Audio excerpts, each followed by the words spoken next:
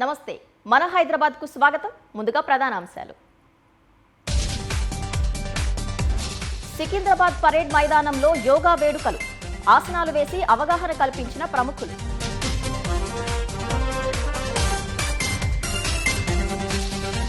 వర్షాకాలంలో హైడ్రా సమర్థంగా పనిచేయాలన్న పొన్నం, ప్రభుత్వానికి మాట రాకుండా చూసుకోవాలని సూచన. స్కూళ్లు తెరిచిన వేళ ప్రత్యేక డ్రైవ్ చేపట్టిన పోలీసులు, పాఠశాల బస్సు డ్రైవర్లకు డ్రంక్ అండ్ డ్రైవ్ పరీక్షలు.